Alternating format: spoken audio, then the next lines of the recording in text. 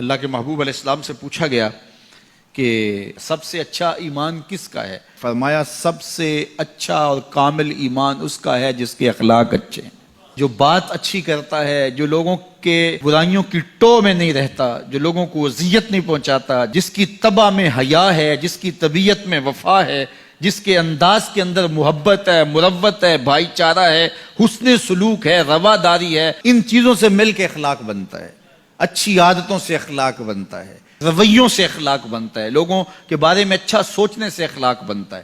تو اچھے خلق رکھنے والا شخص اچھے ایمان کا حامل ہے۔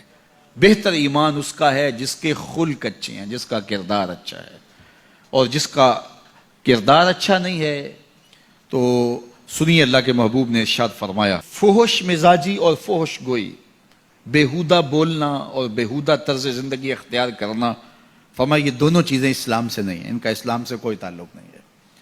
اسلام تو لطیف دین ہے، اسلام تو خوبصورت دین ہے، اسلام تو دین محبت ہے۔ فرمایا تم میں سے سب سے اچھا اسلام اس کا ہے جس کے خلق اچھے ہیں۔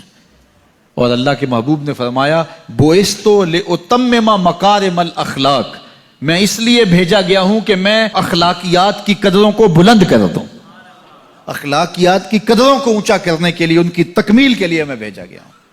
اور اللہ کے محبوب کے اخلاق ایسے ہیں کہ خود میرا رب کہتا ہے انک لعلی خلق عظیم، محبوب تیرے خلق عظیم ہیں۔ تو جس کے خلق کو میرے رب نے بھی عظیم کہا وہ خلق کتنے عظیم ہوں گے۔ اللہ اکبر۔ حضرت سیدنا انس بن مالک رضی اللہ تعالیٰ عنہ فرماتے ہیں 10 سال میں نے حضور کی خدمت کی ہے، اور 10 سال میں ایک بار بھی ایسا نہیں ہوا کہ میرے حضور نے مجھے جھڑکا ہو۔ کیا محبت تھی، کیا پیار تھا، کیا خلق تھا۔ خلق اودے نے مولئی دنیا، خلق اودے نے مولئی دنیا، کوئی ورلائی جان بچاوے، آزم ایڈا سونا ماہی سنو کدرے نظر نہ۔ کچھ ان کے خلق نے، کچھ ان کے کردار نے کر لی، مسخر ساری دنیا شہ ابرار نے کر لی۔ تو اچھے اخلاق کا حامل جب بندہ ہوگا اس کا ایمان کامل ہوگا اور اس کا ایمان اچھا ہوگا۔ تو نامہ اعمال میں جو عمل ڈالے جائیں گے، جو ترازو پہ میزان پر جو عمل ڈالے جائیں گے، سب سے وزنی عمل نماز نہیں ہوگا، روزہ نہیں ہوگا۔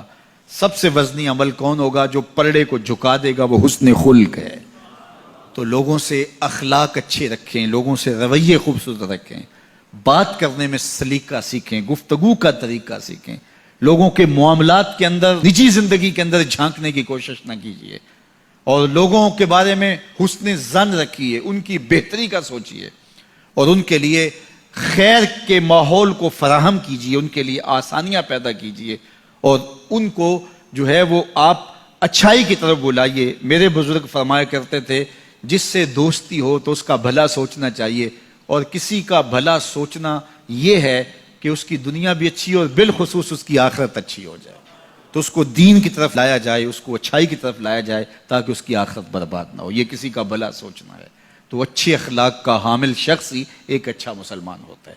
صوم و صلاۃ سے کوئی شخص نہیں پہچانا چاہتا، یہ تو اس کا ذاتی معاملہ ہے۔ کسی شخص کی پہچان اس کے اخلاق سے ہے۔